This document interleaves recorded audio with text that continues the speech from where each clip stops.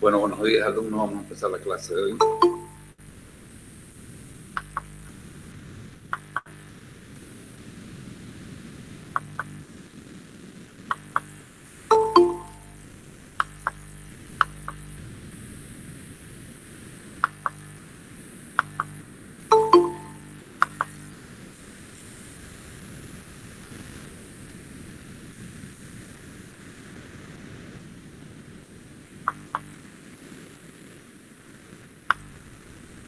Estamos viendo la unidad 1. Vamos a continuar desarrollándola hoy. Habíamos quedado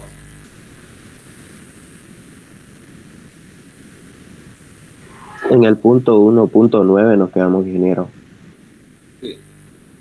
Bueno, proceso de cálculo de la estructura. Habíamos visto las distintas etapas. Digamos acá, habíamos dicho que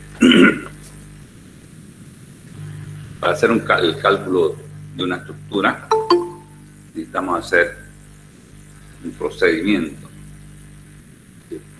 que consiste en lo siguiente. Primero hay que hacer el esquema estructural,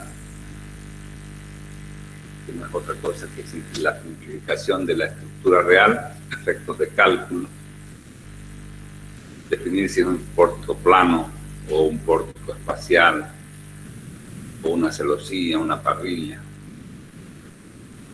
una losa, ¿no? Lo que estemos calculando. Seguidamente, tenemos que definir las acciones, es decir, las cargas que van a actuar durante su vida útil. Tenemos que ver, digamos, analizar cuáles son esas cargas: peso propio, viento, cargas permanentes, cargas variables, cargas accidentales, cargas de nieve, digamos, según sea el caso. Una vez que tenemos cuáles son las acciones que van a actuar, hacemos las distintas hipótesis de cargas,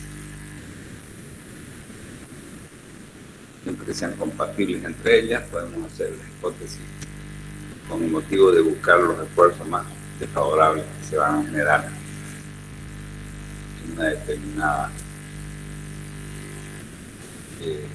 posición de cargas combinadas de las distintas acciones. Una vez que tenemos las hipótesis de carga, hacemos el cálculo de los esfuerzos, diagramas de esfuerzo. Aquí nosotros podríamos darnos cuenta, ya si estamos en el diagrama de los esfuerzos, podemos vernos que las secciones que hemos adoptado en el esquema estructural, fíjense que en el estructural se define exactamente las dimensiones de las piezas del elemento, el pórtico en este caso, el pórtico plano, y además la sección de los elementos. Si yo he elegido una sección con la cual he determinado la carga y veo que esta sección es demasiado chica o es demasiado grande, según el esfuerzo, puedo retocarla en este paso. Antes de seguir al cálculo de secciones, puedo retocar aumentando o disminuyendo la sección según sea el caso, y de nuevo hacer el cálculo de los esfuerzos. Porque yo veo ya que más o menos los esfuerzos son accesibles, digamos, son más o menos eficientes frente a la sección, que la sección es eficiente frente a esos esfuerzos. Yo ya puedo pasar al segundo paso, al último paso, que es el cálculo de la sección. Eso es lo que hemos visto en hormigón 1. Vamos a ver en hormigón 1, por ejemplo, el cálculo de las secciones de estructuras de hormigón armado, ¿no? Habíamos dicho que, por suerte, en el caso del hormigón armado, normalmente el cálculo de las secciones es un dimensionamiento. No es una comprobación como ocurre en otros materiales. Cada sección yo no la puedo cambiar y solo tengo que comprobar si está trabajando bien o está trabajando mal. Así que hago, en hormigón normalmente tenemos la armadura, que es la variable que puede cambiar. La sección posiblemente no la cambiemos, pero en base a la armadura podemos nosotros dimensionar esa armadura y absorber esfuerzos distintos con el hecho solo de cambiar la sección de fierro. Eso hace que la sección de hormigón armado sea eficiente al 100%, casi siempre. Cosa que si yo dimensiono con una sección, digamos, una estructura de acero, sección de acero, tengo que elegir una sección y comprobar esa sección. Posiblemente esa sección no esté trabajando al 100%. Va a ser difícil que logremos eso. Va a trabajar al 85%, 90%. Entonces va a quedar una remanente, cosa que en los no armados no ocurre eso, porque el hierro lo calculamos de forma exacta. Bien, cálculo de los esfuerzos. De todos estos elementos que conforman todo el proceso de cálculo, vamos a partir del esquema estructural. Ustedes ya lo han visto en diferentes materias, las acciones, las hipótesis de carga. ¿Qué ha pasado con los esfuerzos? Vamos a comentar algo. ¿Qué ha pasado con el cálculo de las secciones? Cálculo de los esfuerzos. El análisis para calcular los esfuerzos pueden efectuarse de la siguiente manera. Estamos hablando de estructuras de hormigón armado.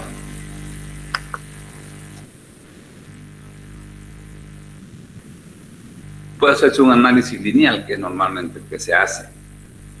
Se supone un comportamiento perfectamente elástico o jacobiano de los materiales y considerando el equilibrio de la estructura sin deformar.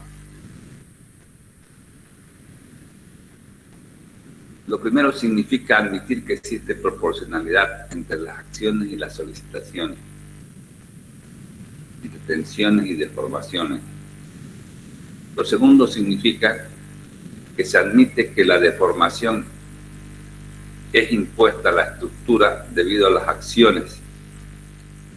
Significa que la deformación que es impuesta a la estructura debido a las acciones no modifica el valor de los esfuerzos inicialmente calculados. Este es el análisis que normalmente se efectúa en estructuras corrientes. Entonces, el análisis lineal, ya sabemos, en lo que ustedes han visto, hiper 1, hiper 2.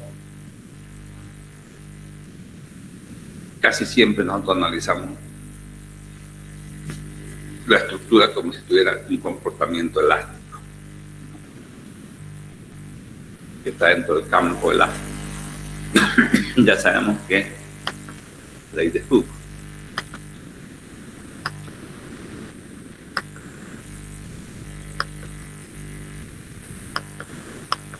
Cuando tenemos un material, desde el hormigón armado, es un material elástico 100%. El hormigón armado parte más o menos así, tiene una toda la armadura que tenga va a tener mayor plasticidad. Pero lo que nosotros admitimos en el hormigón armado es que nosotros vamos a trabajar más o menos en servicio de la estructura. Vamos a estar trabajando por acá. Esta zona prácticamente tiene un comportamiento elástico.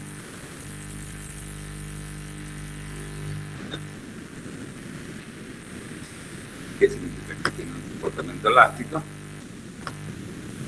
la deformación con la tensión tiene una variación. Esta es la tensión, esta es la deformación, comportamiento.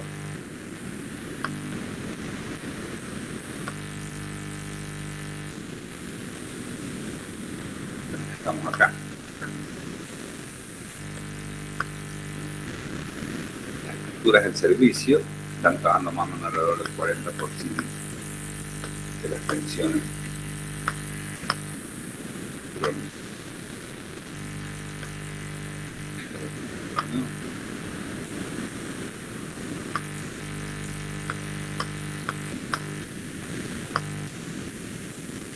Entonces, cuando hay proporcionalidad entre a mayor deformación, hay una mayor tensión, proporcionalmente, directamente proporcional. A mayor deformación, va a haber una mayor tensión, habrá una mayor deformación, y así sucesivamente. La ley de Hooke, que se cumple acá, pues la ley de Hooke, entonces, si nos acordamos, hay una proporcionalidad entre tensión y deformación, y esa proporcionalidad, ¿quién la da? La da el módulo de elasticidad, que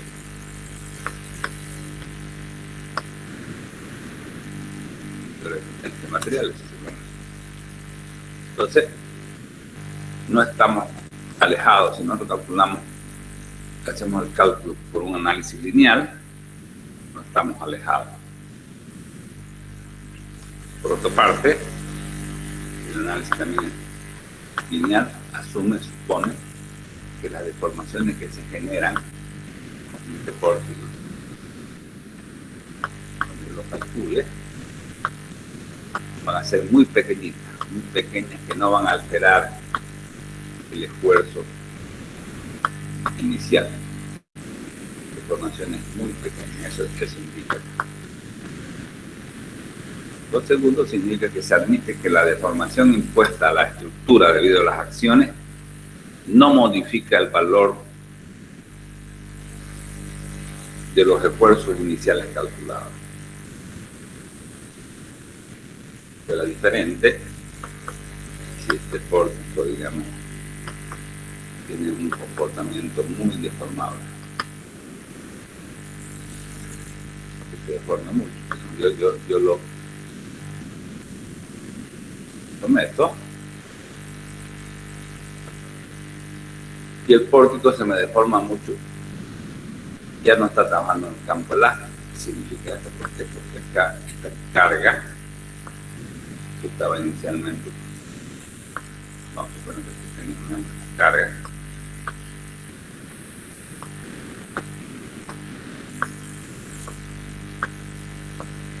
que el pórtico se desplaza mucho, se deforma mucho, ya no estamos dentro del campo elástico. ¿Por qué? Porque con el pórtico deformado, esas mismas cargas van a generar otro estado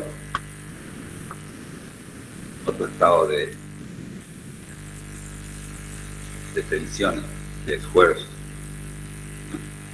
Estas mismas cargas ya van a estar acá. Yo me lo puse inicialmente el pórtico inicial. Veo que estas caras con rojo, que son las mismas, van a generar unos nuevos esfuerzos de segundo orden. Esfuerzos de segundo orden.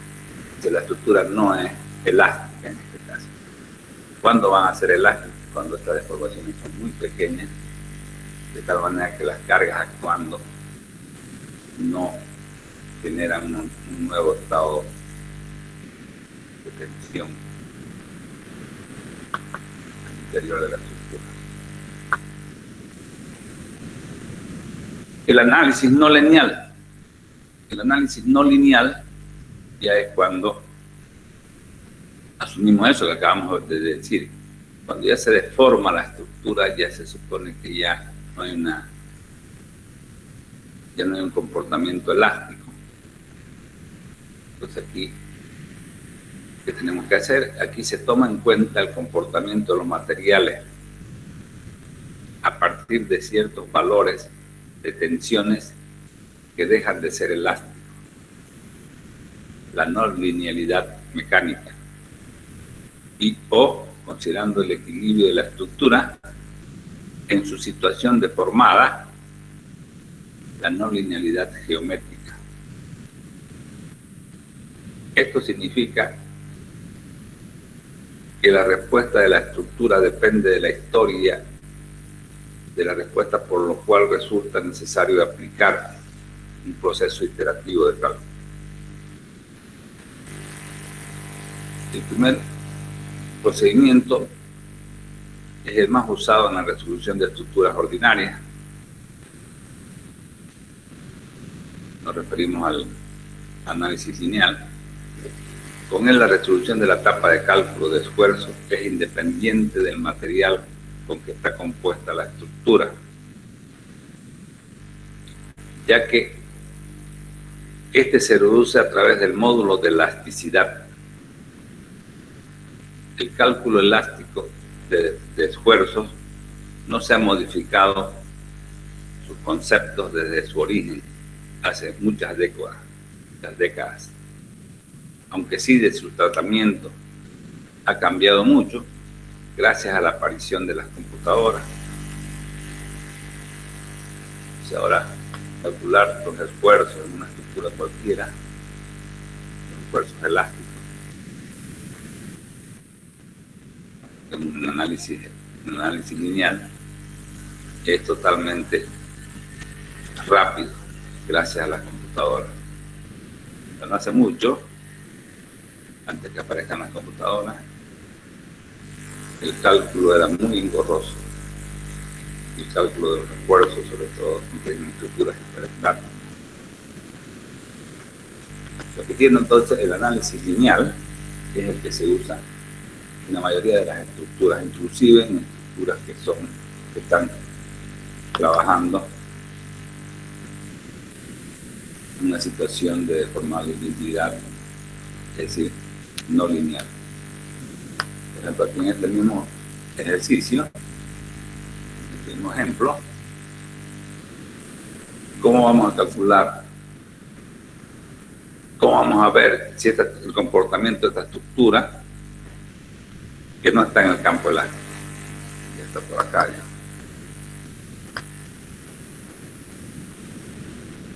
Empieza a plastificarse por esta zona. Entonces, ¿qué es lo que se hace? Varios cálculos iterativos. Primero era cuando no había deformación. Después se espera un rato. De ese primer cálculo se obtienen las deformaciones.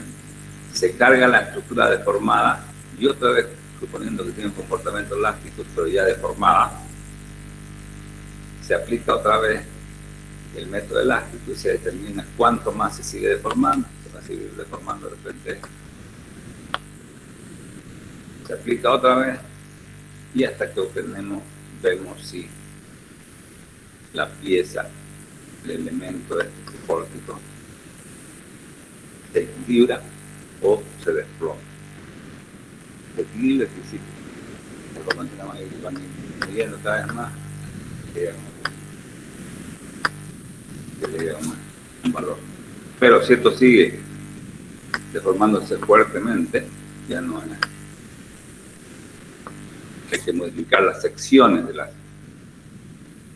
¿Cuándo vamos a hacer este comportamiento inelástico? En el caso de sismo, en casos muy extremos. El concepto es que la estructura aguante a esos eventos que no son cotidianos, que son eventuales.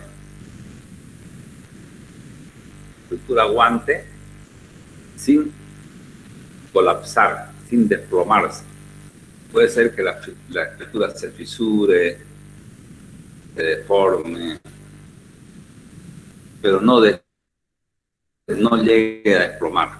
Esa es la idea, ¿no? Porque calcular una estructura que se comporte elásticamente para un movimiento sísmico es demasiado caro y es imposible casi de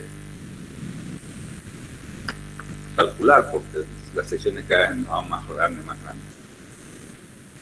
Te repito, el análisis lineal es el que vamos a usar nosotros, y no olvidemos que hay un comportamiento no lineal en los casos extremos como el análisis del sismo, que nos ayuda a calcular estas situaciones. Este es el campo elástico, este es el campo plano o anelástico. Este es el hormigón, comportamiento del hormigón armado, tiene más o menos una curvita. Y se asume que esta zona, hasta un 40% de la tensión, tiene un comportamiento casi elástico. Y aquí ya se curva mucho, ¿no?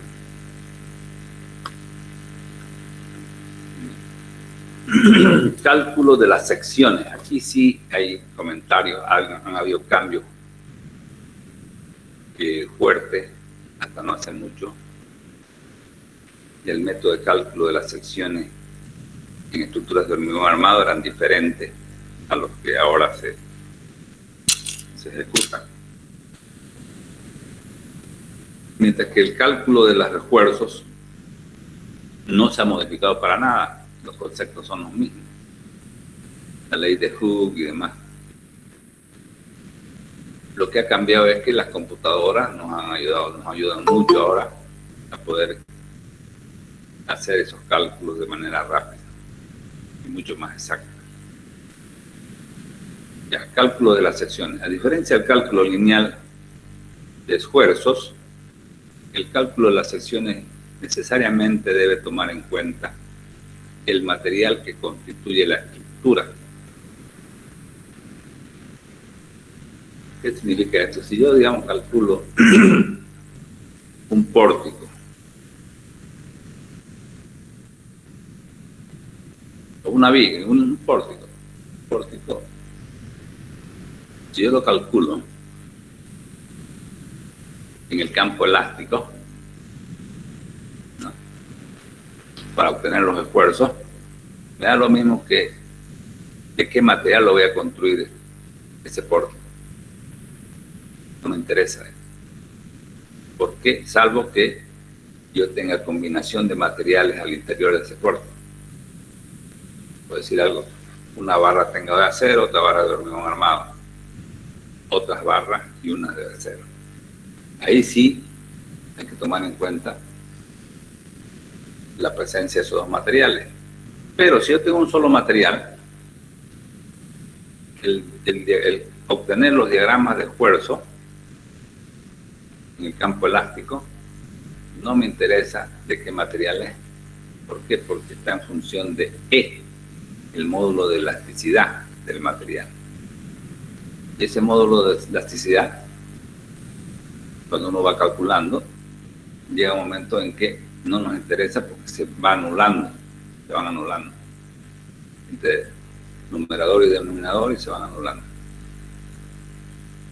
Pero ya cuando, en esta etapa, una vez que yo ya decido, ya tengo los esfuerzos, los momentos flectores, las normales, los portantes, cuando ya lo tengo esos valores, y ahora sí necesito saber si mi sección es de acero, de hormigón armado, porque ya tengo que ver que esa sección resista ese esfuerzo. Eso significa aquí cuando dice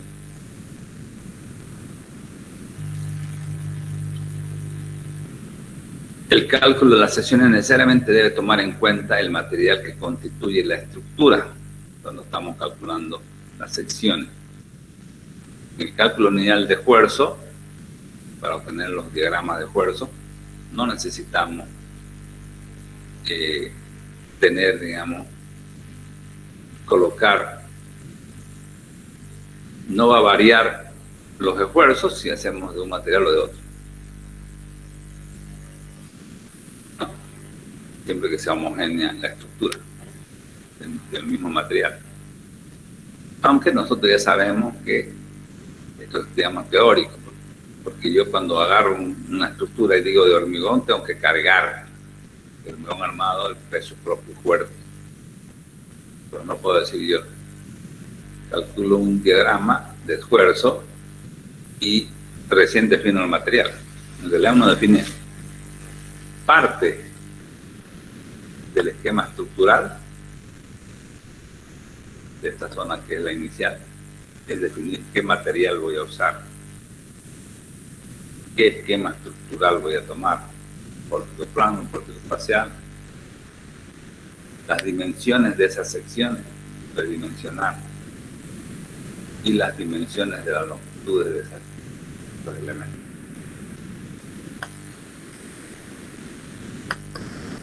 Bien, entonces estamos viendo los cálculos de las secciones. Los métodos de cálculo de estructuras de hormigón armado se dividen en dos y vienen a ser los siguientes. El método de las tensiones admisibles, que es el método antiguo, que ya no se usa, podemos decir, prácticamente, es el método clásico. Y el otro método moderno es el método a rotura o cálculo por resistencia, que es el que se aplica actualmente. El siguiente esquema nos muestra las características de dichos métodos.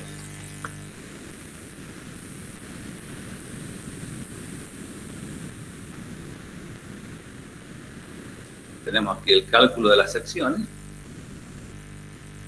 Vamos a obtener dos caminos cuando hablamos de hormigón armado. El método antiguo, que era el cálculo de las tensiones admisibles, podemos decir que una gran parte, un 60% de las estructuras actuales han sido calculadas por este método, el método de las tensiones admisibles. Estructuras que ya tienen tiempo, digamos más de 50 años, y que están perfectamente trabajando. Son estructuras que han sido bien construidas y bien calculadas. Sin embargo, hay estructuras que se han hecho el año pasado y parecen que se han hecho hace 10 años. Son mal calculadas, todas fisuradas, todas deformadas. Eso no queremos nosotros. Y eso no significa de qué método voy a aplicar. Significa de tener un buen cálculo estructural. Y con buen cálculo estructural no termina ahí. Tengo que tener una muy buena construcción, ejecución del proyecto. Porque si yo hago un buen cálculo estructural y una mala ejecución, da lo mismo que nada. O peor al revés. Si yo hago un mal cálculo y hago una muy buena construcción, igual puede tener problemas más graves. Entonces, aquí en hormigón tenemos dos métodos posibles que ya podemos decir así. Hasta no hace mucho Argentina tenía todavía su código en base al de tensiones admisibles de algunos otros países. Ya ahorita podemos decir que ninguno tiene ya, pero como concepto vale la pena estudiar esta parte. Entonces hay dos métodos que se han usado hasta ahora. Posiblemente después aparezcan otros para el cálculo de las secciones con armado. Primero, las tensiones admisibles. ¿Qué significa el método de las tensiones admisibles?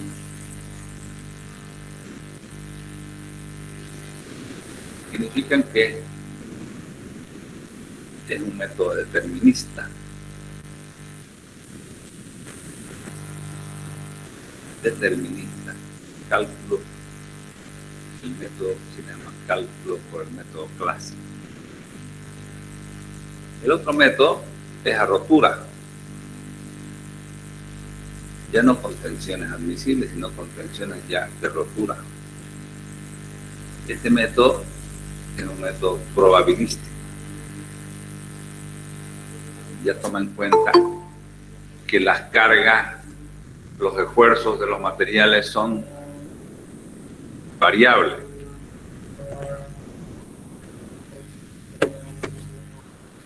No es como aquí en el método clásico, asumíamos que la resistencia a los materiales, las cargas, eran unos valores fijos que siempre se cumplían. Cuando ya hablamos del método de rotura, que es el actual, hablamos de probabilidad, de que hay una probabilidad de que tanto el esfuerzo sea rebasado durante su vida útil. Mientras más pequeña es esa probabilidad, es mucho más segura nuestra estructura. Mientras que acá se asumía que el valor que habíamos tomado era fijo, siempre se iba a cumplir, cosa que en la realidad no es así. Como se ve en la figura, el cálculo del método clásico se efectúa en tensiones admisibles, con una óptica determinista. Se partió de criterios elásticos. Entonces, cuando hablamos del método de rotura, el método clásico, pues sí, asumimos que la estructura tiene un comportamiento elástico.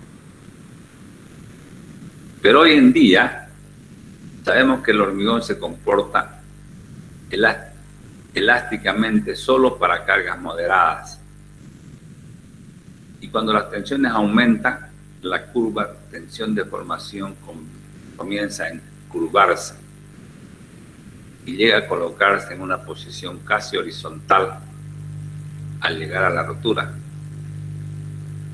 Y en otras palabras, la linealidad del comportamiento no se conserva entre la situación de servicio y la situación de rotura. ¿Sí? Nosotros ya habíamos dicho, estamos en esta zona, normalmente trabajando en servicio. Aquí es donde se calculaba el método clásico, suponiendo que el material era elástico, siempre era elástico. ¿Qué vamos a hacer ahora? Vamos a trabajar a rotura. Acá. Vamos a trabajar a rotura, pero dándole factores de seguridad. Vamos a mayorar las cargas y disminuir las tensiones de trabajo de los materiales, tanto el hormigón como el acero. Es decir, yo ya voy a tener una idea con esos valores de mayoración, cuánto es mi reserva de lo elástico a la rotura.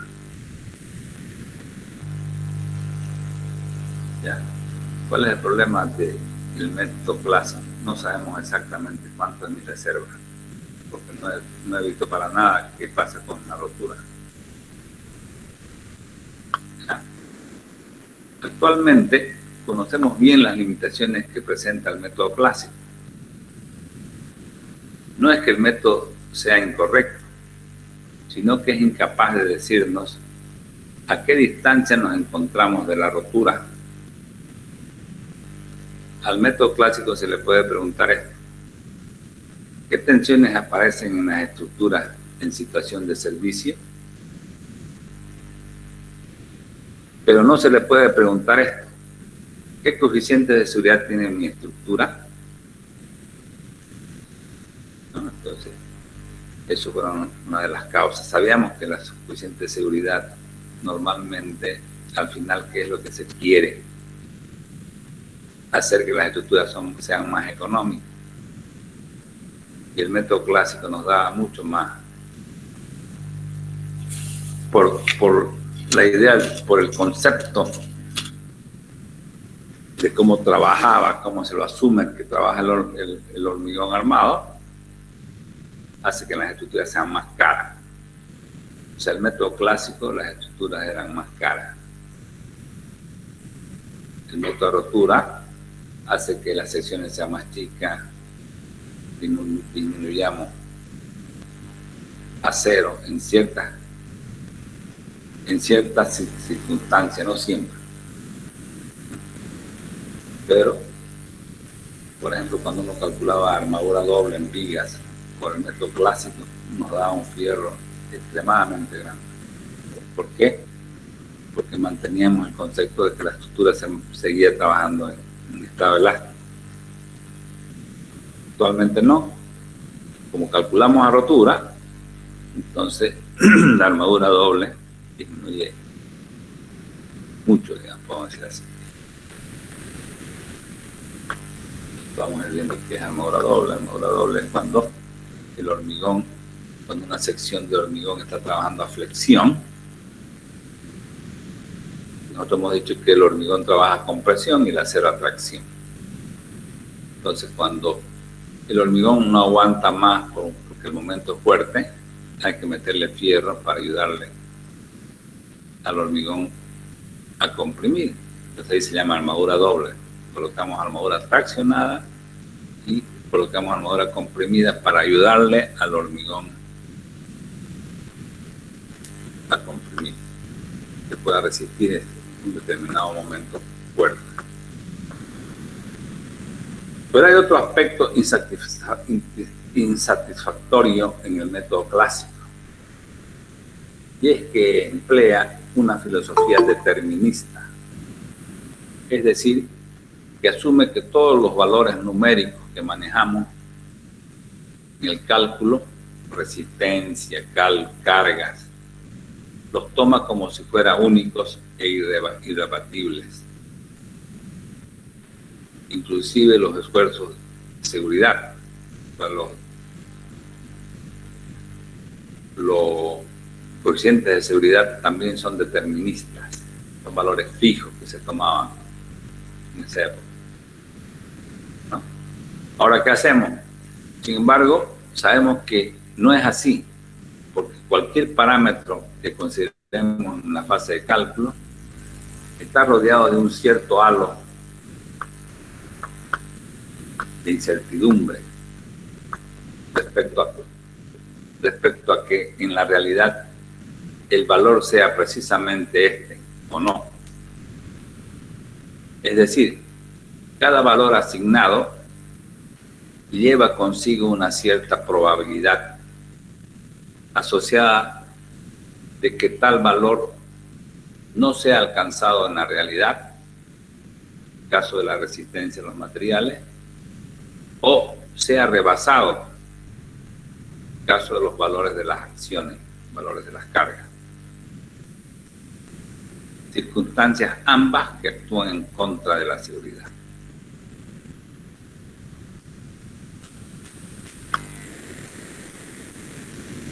Vamos a hacer más o menos, terminamos esta partida y vamos a hacer una explicación. Los conocimientos actuales nos permiten evaluar tales probabilidades en la mayoría de los casos. En ello nos ayuda la estadística. Por eso que el determinismo que usaba el método clásico se considera insatisfactorio y no apto para evaluar el margen de seguridad de las estructuras, que es precisamente el gran problema y que no se puede abordar si no es en una forma probabilística. Por todo lo dicho, cualquiera que sea el valor de nuestros parámetros, exigirá siempre una cierta probabilidad, todo lo pequeña que se requiera, pero nunca nula. Pero nunca nula, para que nunca falle. O sea, en el método clásico,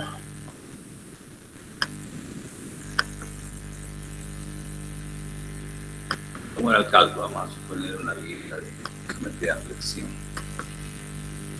El método clásico, aquí está nuestra viga.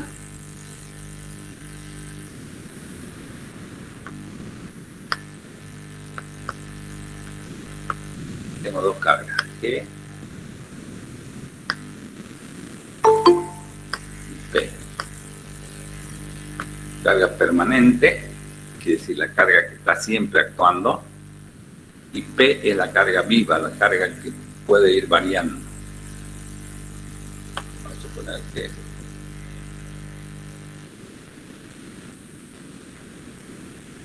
esta viga está cargada de esta manera. Si el método es clásico, estas G son valores que nunca van a ser rebasadas teóricamente. Son cargas que son fijas, que no tienen, que estamos asumiendo que nunca van a ser rebasadas. Son deterministas. ¿Ya? Y obtengo por ello un momento. Con esas cargas, tengo un momento.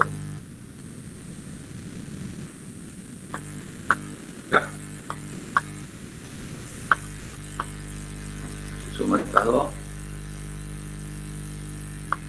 Vamos a tomar la carga total Q. Momento máximo. Fijo, nunca va a ser rebasado. Estamos asumiendo eso.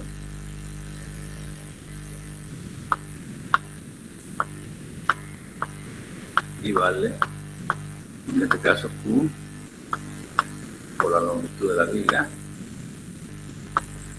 al cuadrado, por la carga uniforme y dentro. Ese momento lo voy a meter a la sección, que ya es el cálculo de la sección.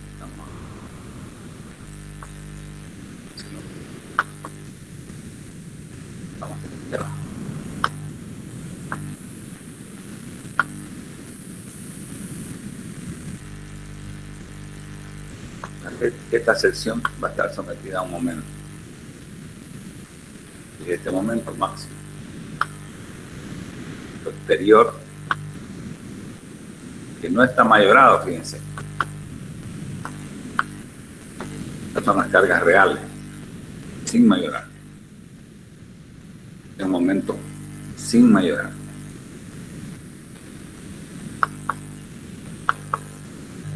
¿Qué hacemos para calcular? Asumimos que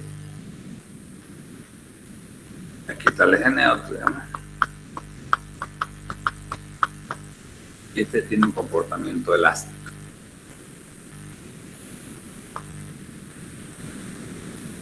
Internamente, el hormigón armado tiene que resistir, la sección de esta viga tiene que resistir este momento máximo.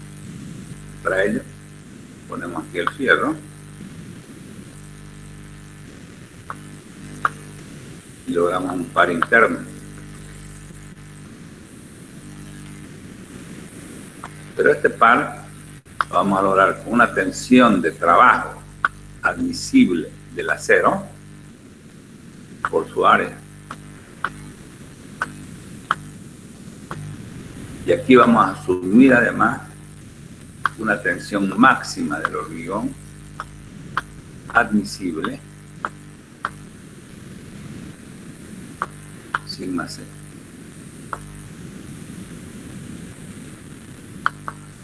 Vamos a asumir, entonces vamos a poner esta rayita para indicar que es admisible.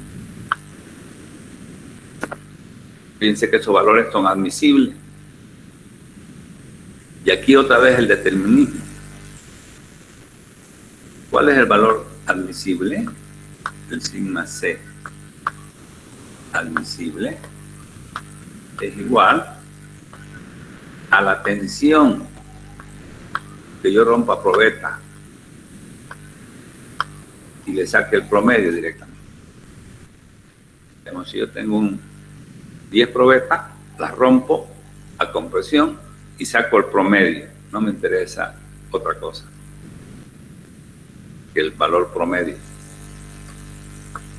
Y dividido entre un número que también es determinista, un número que Lo fijaron así, alguien lo fijó y se quedó para siempre. Era el número 3. O sea, ¿cuál es la tensión de rotura?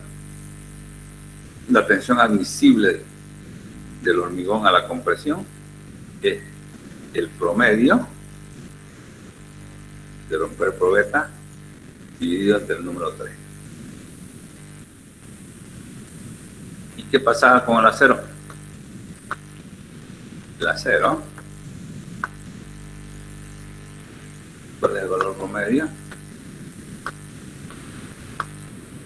Es la tensión elástica que me indicaba la fábrica, el límite elástico del acero, dividido también entre un número que era fijo, que era el número 2. Estos dos valores eran deterministas, este y este. No lo pongamos así. Vámonos a pelear con esto. Este es el promedio de la rotura de probetas que yo logro en la práctica. Promedio, no un valor, digamos decir, si yo hago el promedio, fíjense ustedes que, por ejemplo, si yo hago el promedio y saco una probeta, tengo una misma masada de hormigón y voy a sacar 3 probetas. Una va a tener 100 como resistencia, la otra va a tener 150 y la otra va a tener 50. ¿Cuánto es el promedio? El promedio cae 100. Es decir, que este FC era así.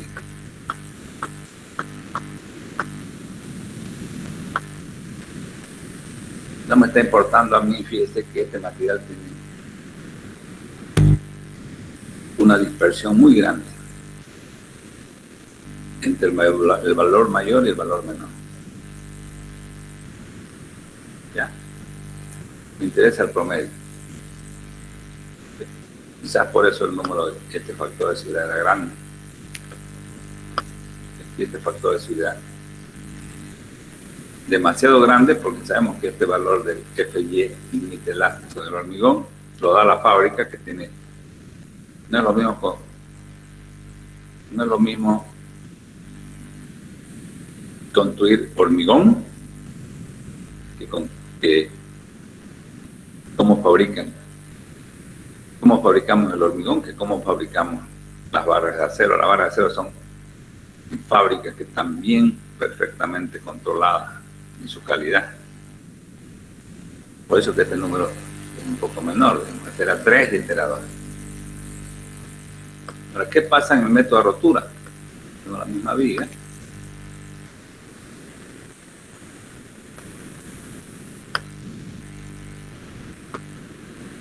Tengo la carga.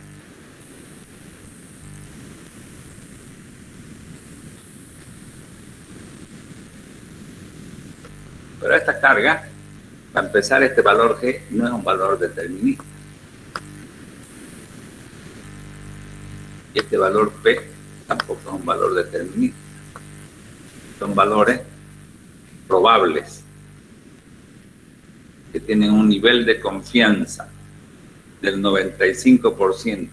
Quiere decir que hay la posibilidad de que un 5% sea rebasada. Nadie puede decir que un valor de carga no va a ser rebasado. Y aquí se suponía que no iba a ser rebasado nunca. Estos valores. Pues estos valores son característicos. Para que lo usamos ya en el método de rotura. Son valores característicos. Y a esos valores característicos calculamos los valores últimos, que se llaman mayorados. esta carga ya es mayorada con un factor de seguridad que normalmente ya vamos a ver. Este valor de G se multiplica por un factor de seguridad de 1,20 y el valor de P se multiplica por un factor de seguridad de 1,60. P. Con eso voy a determinar un diagrama, un momento flector que le voy a llamar último.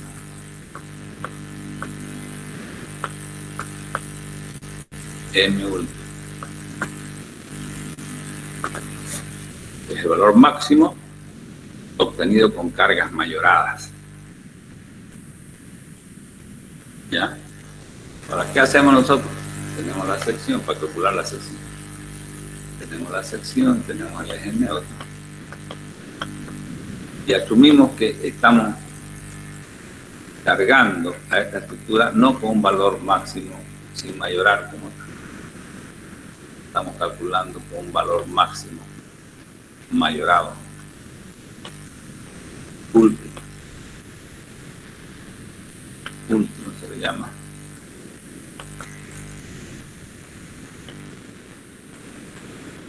¿Ya?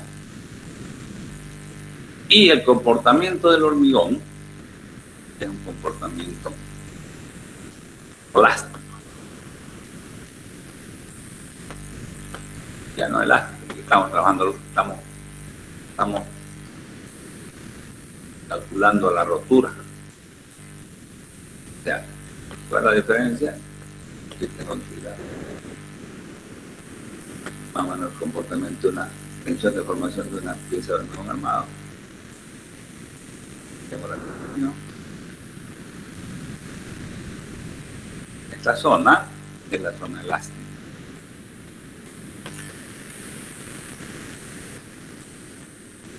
Que quita la rotura.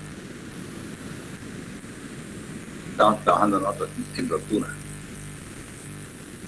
pero para un momento mayorado. Esa es la diferencia. Estamos trabajando en rotura, pero para un momento mayorado y para unas tensiones del fierro, tanto del fierro, unas tensiones aquí que vamos a llamar FY.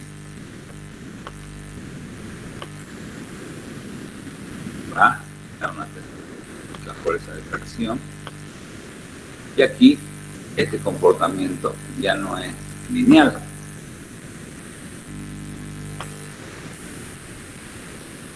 Este comportamiento pasa a ser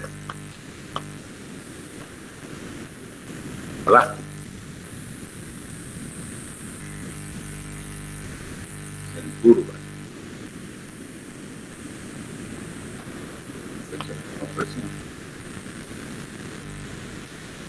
Estira lineal. No.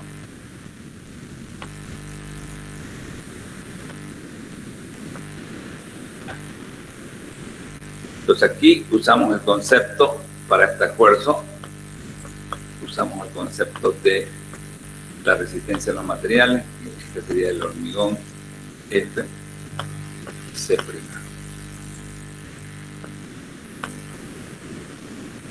Y este, la tensión del acero FY. ¿Cuál es la tensión del acero?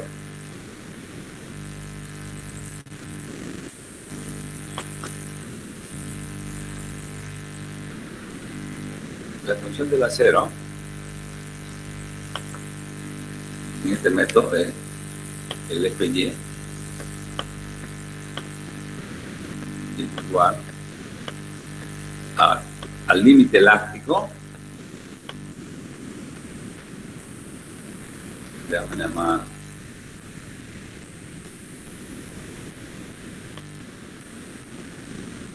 vamos a hacer el límite elástico, este le vamos a llamar para este caso solamente steel, acero. La tensión del fierro acá es igual al límite elástico del acero, multiplicado por un factor disminuidor phi. Vamos a ver después qué significa. Este factor es menor que 1. Y lo mismo vamos a usar con este material. Lo vamos a aplicar, lo vamos a afectar de un valor phi.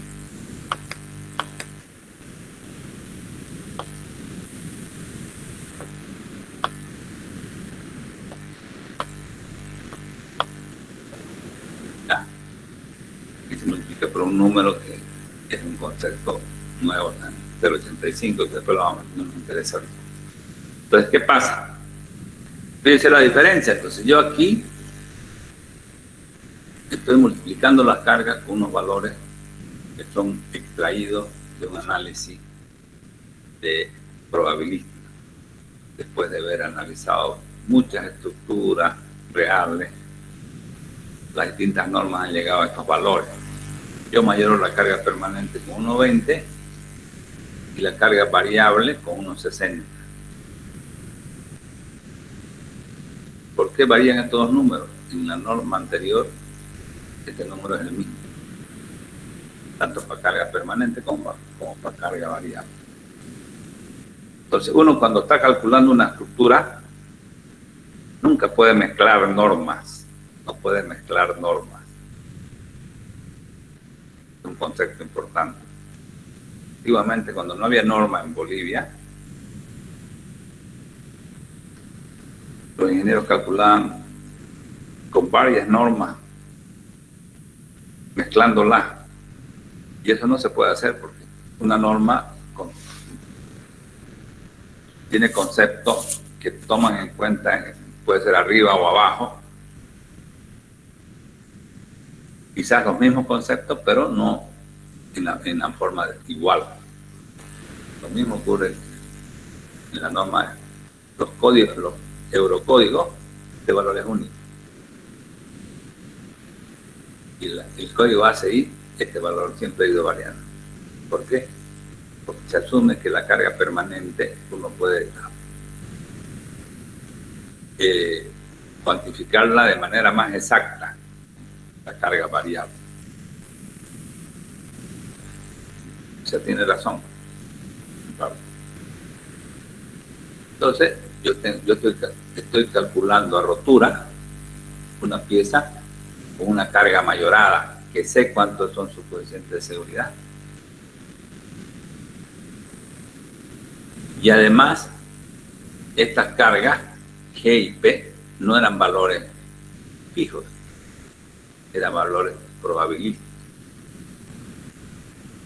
Lo mismo que estos valores FC' y Fs no son valores fijos, son valores probabilísticos. Vamos a ir viendo poco a poco. Pues, ¿qué estamos haciendo entonces? Calculando a rotura en este caso, pero con cargas mayoradas y con materiales disminuidos en su tensión. ¿Qué va a ocurrir? Vamos a calcular aquí, pero en la vida práctica nuestra estructura va a trabajar por acá. ¿Por qué? ¿Por qué va a trabajar por ahí? Porque estos valores eran mayorados, las cargas eran mayoradas cuando calculamos aquí y los materiales eran disminuidos. Y esta resistencia de los materiales tenían un nivel de confianza fuerte. Van a tener un 95%. Por ejemplo, les digo yo, en esta serie, por ejemplo, el promedio vale 100. Lo mismo va a ocurrir si yo hago esto, por decirlo. Si yo rompo 3 probetas, 95, 100, 105.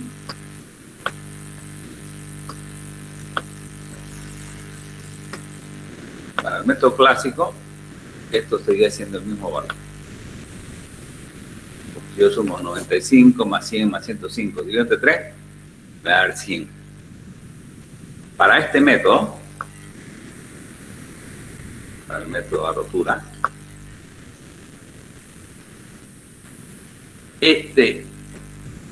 estos valores que están arriba con negro van a tener como la dispersión es más grande, fíjense, el valor mayor es 100 y el valor menor es 50. Es decir que no hay confianza en esa preparación de hormigón. No hay confianza.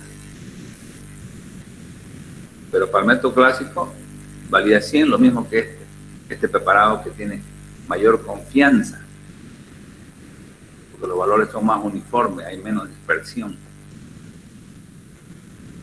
Entonces, en el método de rotura, este valor tiene mayor FC'. Este valor tiene mayor FC' que este.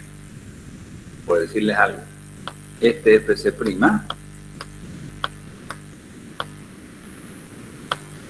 por decirles algo, ¿ya?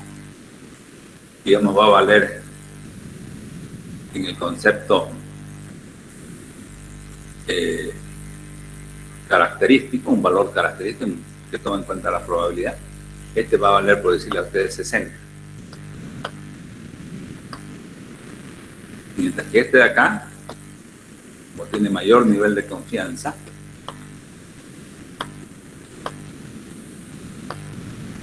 va a valer, por decirle a ustedes, 85. Ya vamos a ver que los valores se calculan en forma usando la curva de Gauss, ¿no? Entonces, aquí hay una gran diferencia. El método clásico me importaba qué ocurre con la dispersión, no me interesaba. El valor seguía siendo el mismo, sea un hormigón con una dispersión muy grande o un hormigón con una dispersión pequeña. No ocurre lo mismo en el método de rotura. El que tiene menor dispersión va a tener mayor valor. Y el que tiene mayor dispersión va a tener menor valor. Entonces aquí ya estamos viendo conceptos de probabilidad. Y aquí este valor, este cálculo era determinista, fijo. Estos valores eran fijos, que no los podía cambiar. Si bien es cierto, estos valores también son deterministas cuando yo uso, pero han salido no de alguien que dijo esto va a ser 3 y 2, porque así lo dijeron, no sé quién lo dijo. El hecho que ese 3 y 2 era en todo el mundo. Ya. Y era algo conocido. 3 y 2 y se acababa. No había forma de cambiarlo. Aquí no. Aquí estos valores han sido, y cada vez van cambiando, cada vez van disminuyendo. Antes era 1.4, este era 1.6. La norma lo ha ido bajando. Entonces, esa es la diferencia entre un cálculo nuevo, moderno, que toma en cuenta la dispersión, toma en cuenta que los materiales no tienen un valor fijo, que tienen una cierta probabilidad de ser rebasado su resistencia. Valores, lo mismo con las cargas. Este método era más antieconómico, más a ciega, digamos, podemos decir así. Era un cálculo más a ciega. Que como les digo, hay un 60% de la estructura del mundo ha sido calculada con 60, 50, actualidad. Bien. Los métodos clásicos o de tensiones admisibles en los cuales se determinan las solicitaciones correspondientes a las cargas máximas y de servicio, se calculan luego las tensiones correspondientes a estas solicitaciones, tensiones de trabajo o admisibles que habíamos dicho, y se comparan sus valores con una fracción de resistencia de los materiales, que es la tensión admisible. Esta forma de proceder está prácticamente abandonada hoy en día. Es el método clásico, ya no se usa. Los métodos de cálculo en rotura, que son los que se usan actualmente, en los cuales se determinan las solicitaciones correspondientes a las cargas mayoradas, como habíamos explicado, y se comparan sus valores con las solicitaciones últimas, que son las que agotarían a la pieza si los materiales fuesen, en vez de las resistencias reales, resistencias minoradas. Y de acá, concepto de rotura, calculamos a rotura la estructura, pero con cargas mayoradas y con materiales con la resistencia de los materiales disminuida.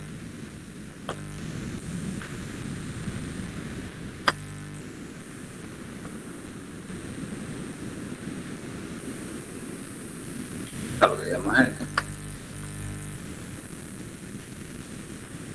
El FC' es un valor probabilístico con un nivel de confianza mínimo del 95%. ¿Qué significa esto? Que durante su vida útil hay un 5% que puede ser rebasado. Puede alcanzar ese valor y superarlo. Lo mismo con el fierro.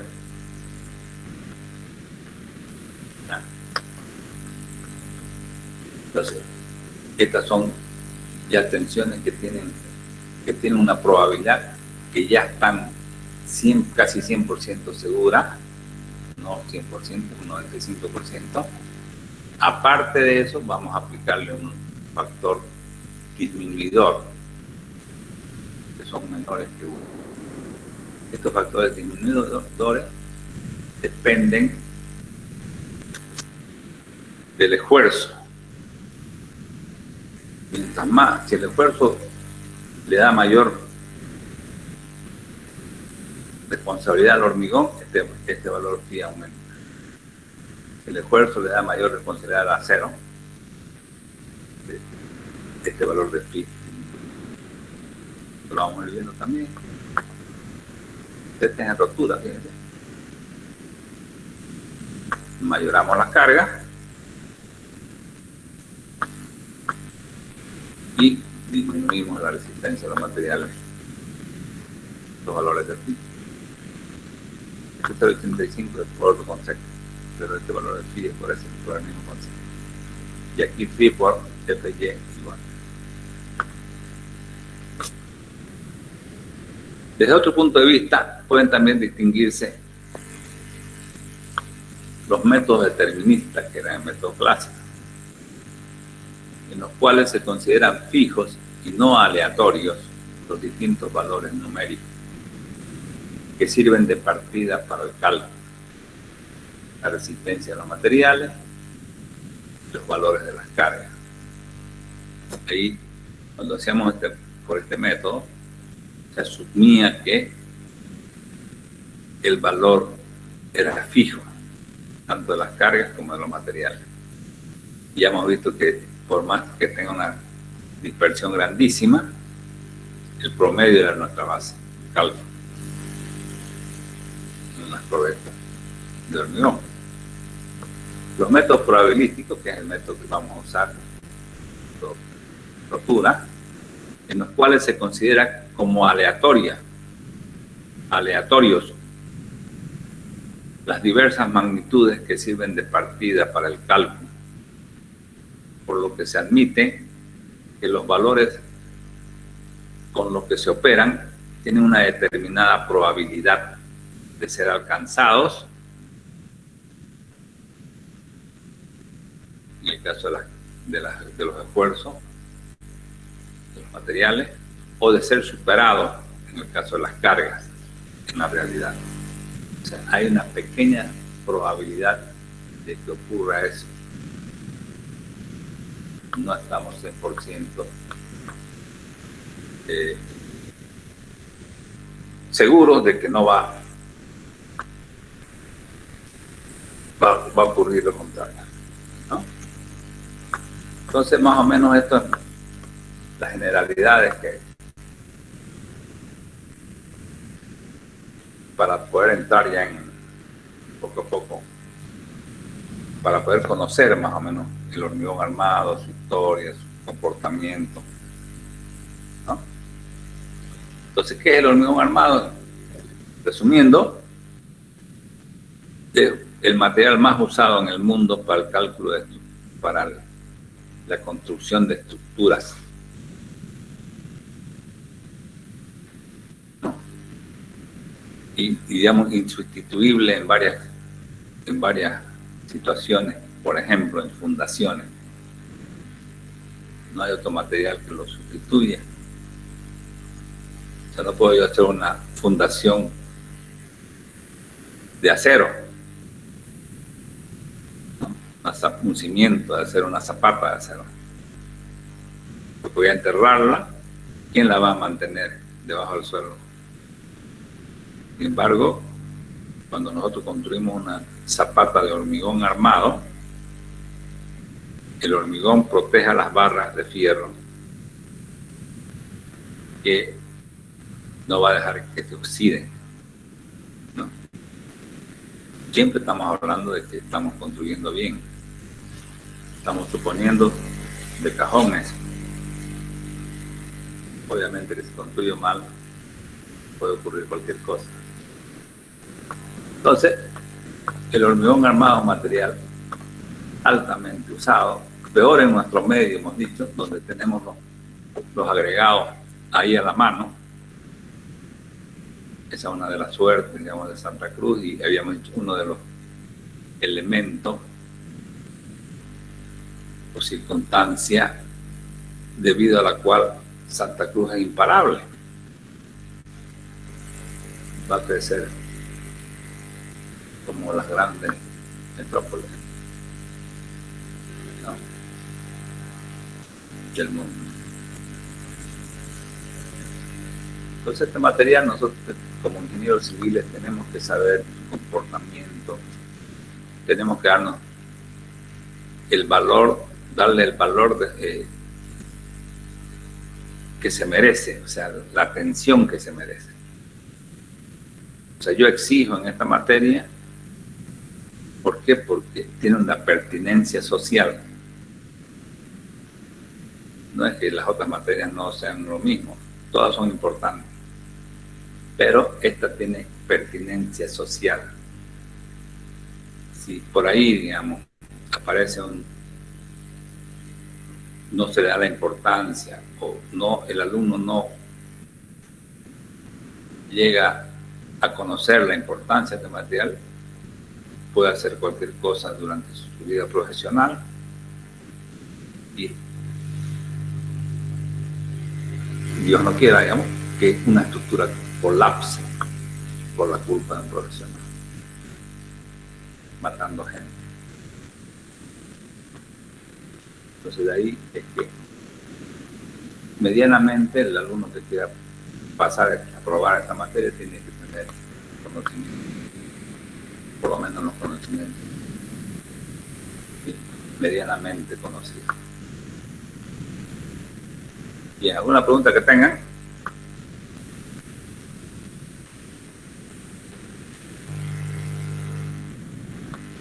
Bien, vamos a quedar aquí por ahora entonces. Antes de esto vamos a hablar un poquito de... Les había mandado yo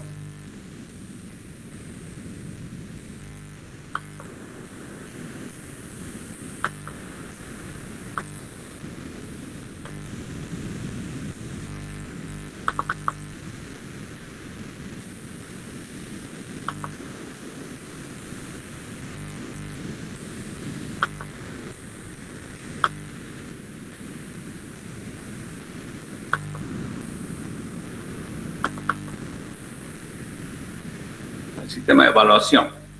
Vamos a tomar 2 exámenes que van a ser, Dios quiera, presenciales. 2 exámenes, cada uno va a valer, dependiendo del práctico, este valor no está muy seguro. Yo he tenido amargas experiencias con los ayudantes. El anterior ayudante era el matón, ¿qué les parece? Era el matón de sus alumnos, el que le proporcionaba los exámenes para que los alumnos aprueben. Los corruptos, no estoy hablando de todos, los alumnos corruptos, ¿no? Entonces, este 20% va a depender, no sé cómo va a ser mi ayudante, si puede lograr tenerle confianza o no, puede valer 10%, si en el caso que valga 10%, esto pasa a ser 45-45. En el caso de que valga 0%, práctico, porque, como le decía, puede tener que evaluar primero, esto valdría 50, sí. Pero sin embargo, teóricamente, inicialmente, teniendo buena fe, va a valer 20% los prácticos. ¿Y a qué se debe? ¿Qué significa la nota práctica? Tiene 2 partes. Una, la presentación dentro del plazo. Yo presento el práctico dentro del plazo. Si lo hago bien, vale 50%. Y la otra nota del 50% es un examen en base al práctico. ¿Ya? Es decir, yo no puedo poner 100% a la presentación porque hay muchos alumnos que lo que hacen es copiar el práctico del otro que lo ha hecho. Entonces, una forma de saber si lo hicieron ellos o no es tomando un pequeño examen en base a algo de que tiene el práctico. Por otro lado, la asistencia sí o sí, tomen en cuenta esto, la asistencia es obligatoria para vencer el curso, 75% de asistencia. Estoy diciendo ahora porque después dicen, no, nunca nos dijo, les he mandado esta información.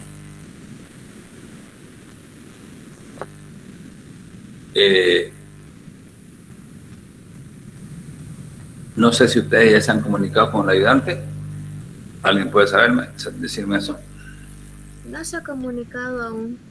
No se presentó tampoco, ingeniero. Ya. No. Porque ya lo hemos evaluado, el ayudante ya está asignado. Entonces vamos a hablar con él a ver para que se presente con ustedes y empecemos ya a trabajar con él más.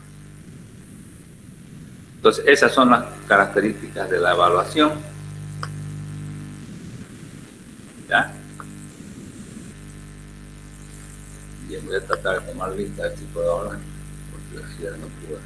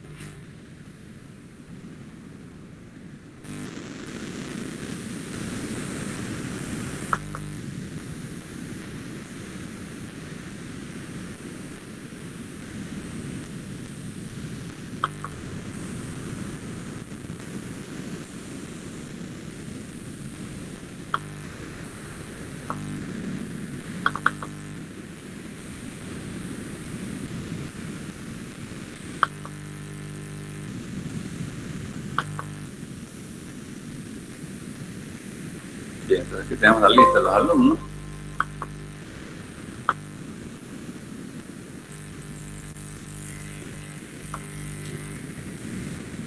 Fíjense que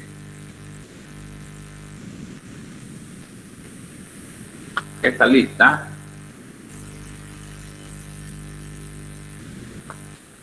no está ligada a Classroom, solo está ligada a MIC.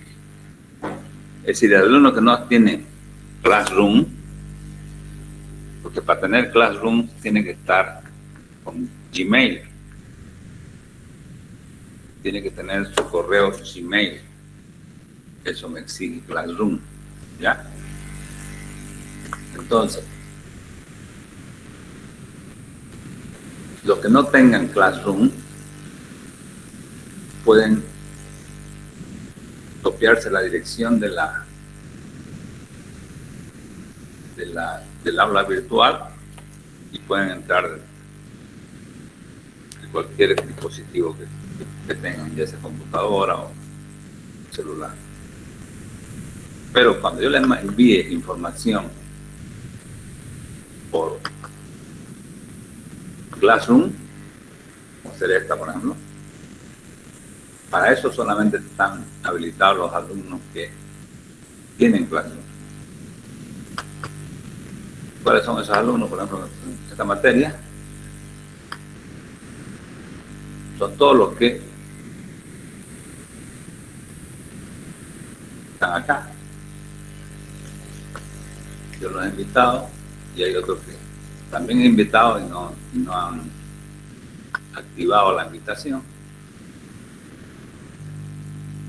¿Ya? Entonces, que están con plomo no han activado la invitación. Bien. Repito, entonces, si quieren pasar clase a algunos alumnos que no están en Classroom, pueden hacerlo solo con copiar la dirección esta que les haya mandado yo para nuestra clase. Nuestra clase va a ser virtual. Mientras yo no diga otra cosa, esta es la dirección del aula durante todo el semestre. Mic Google con /BBD-KRSK-JCO. Eso sería entonces. Jóvenes, vamos a quedar aquí por ahora. Buen día, ingeniero. Disculpe, una consulta. Diga. No me percaté que solamente tengo un apellido escrito en mi usuario de Classroom. Nunca me había dado cuenta de eso. ¿Podría dictarle mi segundo apellido para que no haya alguna confusión en la lista? Disculpe. No sé de qué me hablas. En mi nombre de usuario solamente tengo un apellido ahí, no mi segundo apellido. Y no me había percatado de ese detalle. No sé si eso afecta en la lista. Si tu nombre es único, no hay ningún problema. Sí, es único, creo. Y Soroku es mi nombre. Ya, no hay problema. Gracias. ¿Otra duda? Bueno, aquí quedamos entonces, jóvenes. Hasta luego. Hasta luego, ingeniero. Ingeniero, hasta luego. Hasta luego, ingeniero.